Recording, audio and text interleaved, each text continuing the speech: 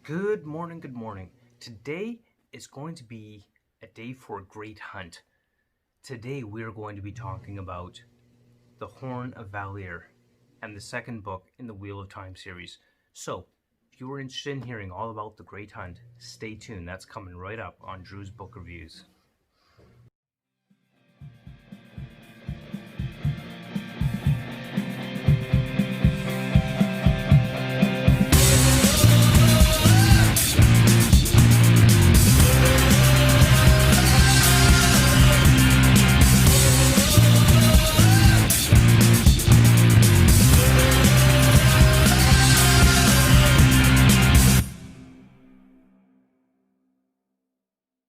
Well, good morning and welcome back to another episode of Drew's Book Reviews. It's Drew from Drew's Book Reviews here to talk about The Great Hunt, Book 2 in the Wheel of Time. So this is actually my third time through the Wheel of Time series. I'm actually listening to it on Audible this time around, and I love this series. I do enjoy it. Maybe not as much as some other YouTubers, but definitely I do enjoy the Wheel of Time overall. It is definitely an epic and classic fantasy series. So if you've not seen my review on the first installment in this new series on the Wheel of Time, definitely go check it out with the Eye of the World. I'll be sure to put the link in the description below for the review to the Eye of the World. So definitely go and check that out. So just before we actually get into the Great Hunt, there's one aspect that I totally forgot to mention in the first review in the Eye of the World, and that is of the White Cloaks.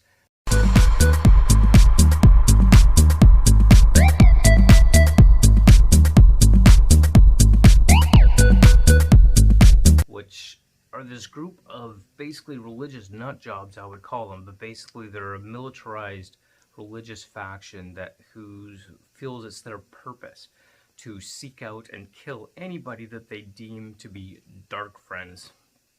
And the thing is that they're quite determined to do this. They see the dark friends everywhere, and they enforce their self-given authority essentially through the sword points. And if you disagree with them in any way, or you have anything negative to say about them, you are considered to be a dark friend. They even got their own specialized group called the Questioners, who are basically specialized in torture in order to torture the truth out of the so-called accused dark friends. So this is kind of a group of people that definitely does play a role throughout the series, and they are definitely the kind of people you do not want to find yourself involved with, especially if you're involved with them in terms of being their prisoner, because chances are they would consider you a dark friend and put you to the Questioners. So that's kind of one aspect that I kind of forgot to mention in the Eye of the World, so I just wanted to quickly throw that in here in the Great Hunt. So the Great Hunt itself kind of picks up where things left off in the Eye of the World. Our group of friends or heroes, Egwene, Nynaeve, Rand, Mat, Perrin, Loial, Moiraine, they're all at Fal Dara, and Rand is busy trying to learn the sword from Lan, which is Moiraine's water. But he's always being asked, why are you still here? Because he's constantly said over and over and over again, I have to leave, I'm going to leave, I'm not going to stay here, but he never actually leaves. And so he's kind of in this situation where he doesn't really want to leave his friends, but he knows he must, because he knows the kind of power that he's developing is dangerous not only to himself, but dangerous to others as well. And this kind of puts him in this difficult position where he doesn't really want to be away from his friends, but he knows he must. And he's starting to harbor some kind of this resentment is building up in Rand. He's become angry and lashing out at his friends because he doesn't want to be controlled by the Aes Sedai, but at the same time he wants to be a free person but knows that he can't. Then he's being pulled in all kinds of directions, and so he starts lashing out and pushing his friends away because he's feeling angry with himself in the whole situation. And that kind of starts to build this divide between Mat and Perrin and Rand, and where that is going throughout the story.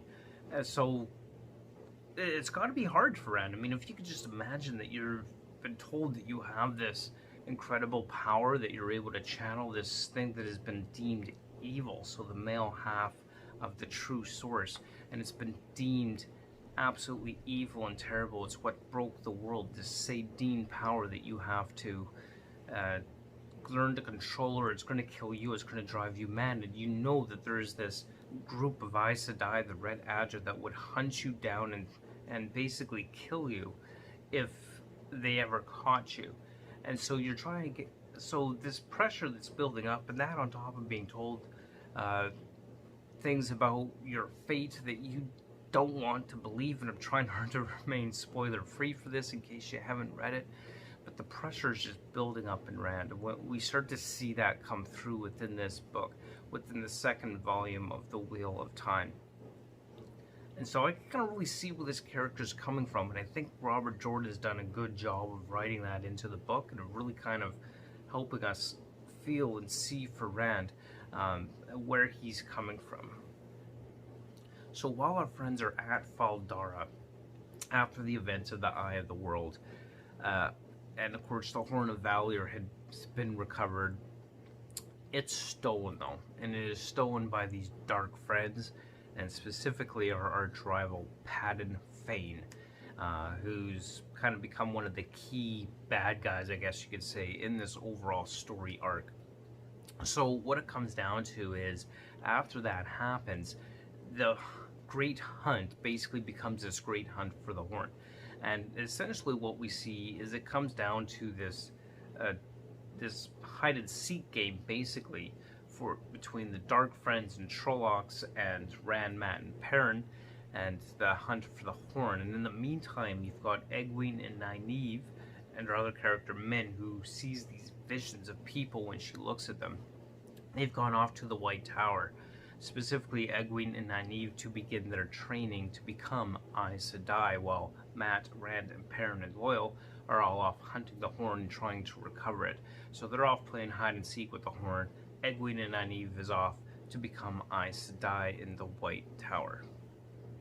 So we had heard about the Aiel a few times from the Eye of the World, but the Great Hunt, we kind of get a better introduction to the Aiel, excuse me, to the Aiel and who they are and what they're like through another character who recognizes Rand as Aiel, and he seems to be fulfilling some of their prophecies. So of course Rand is still adamantly denying this, which kind of leads us into his whole character denial of who he is. One of the aspects that we really start to see happening throughout this book is this idea that he is struggling and fighting against his very nature, against who he is, and he's put into these positions where he's having to channel the one power, something he keeps swearing he's not going to do again, but he keeps being put into these positions where he has to do this over and over and over again.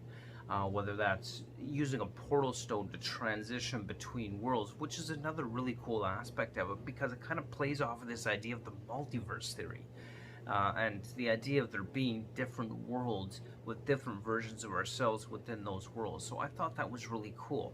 I love the idea of a multiverse in the first place. I think it's a really cool concept. So this kind of plays a bit off of that idea when it talks about the transition between worlds, which I thought was just really cool in and of itself.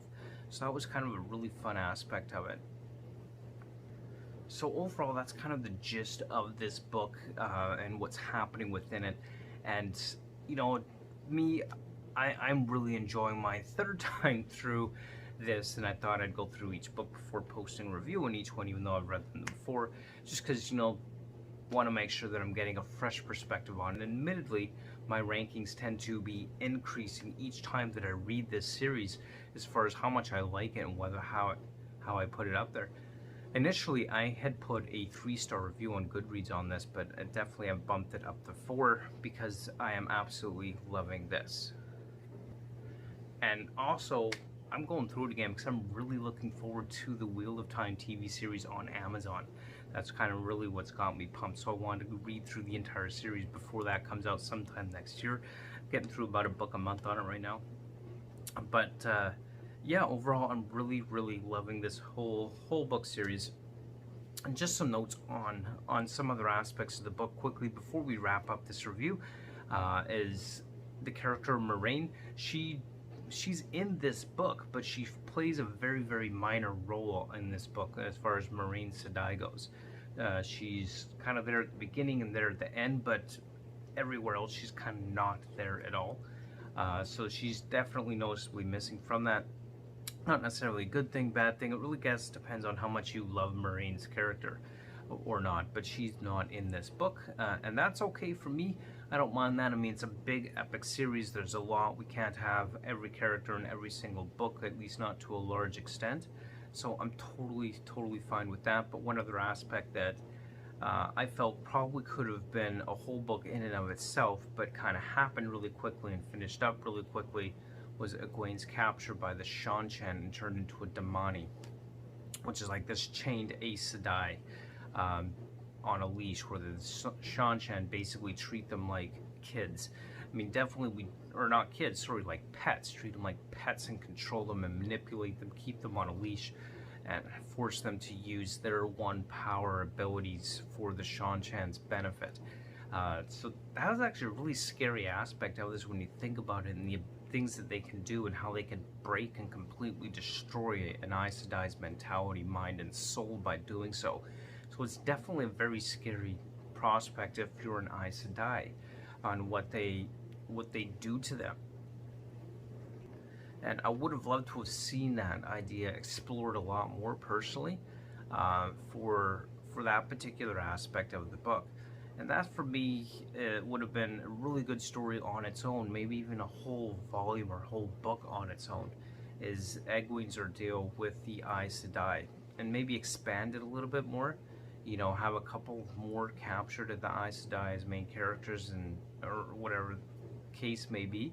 But, you know, I totally get it that maybe sometimes that's not the focus Robert Jordan wanted to have in its entirety, but he really wanted to just set the tone for what the Seanchan were. But it would have been a lot funner, or would have been awesome, if we had seen more of that play out in this story. Maybe have more of the story overall, have that happen closer to the beginning, and kind of have their story going in parallel with Rand's. But essentially it kind of happened and was resolved very quickly towards the end of the book for that aspect of it. But still enjoyable read, like still good introduction to what the Seanchan were, and you know, where we're going with that. So overall though, really enjoyed this book, enjoyed The Great Hunt, and enjoyed reading it for the third time. And you know that if I'm going to read through a series that many times, that it's got to be something that I'm loving. It's got to be a series that I'm really enjoying, and I absolutely am. And I think it is well worth the read, and definitely worth picking up and checking out. So definitely check out The Wheel of Time if you haven't already. And I know that Robert Jordan is not for everybody. He has been, you know, referred to as an extremely descriptive author. And, you know, admittedly, there is a bit of a slump in the middle of this series, but it is well worth the read in the end. I personally did not skip any of the middle books whatsoever, because I just enjoy good, epic fantasy. And as we get to know these characters, as we continue to read through this series and get to know these characters again, definitely I'm enjoying, you know, kind of reacquainting myself, so to speak. And the characters are just wonderful, amazing character work. Whether it's Mat, Perrin, Egwene, Nynaeve, or Rand being the 5 main characters within this whole Thrall book series, just fantastic. Loving it, loving every aspect of it. And again, if you're an epic fantasy lover, this is well worth the read.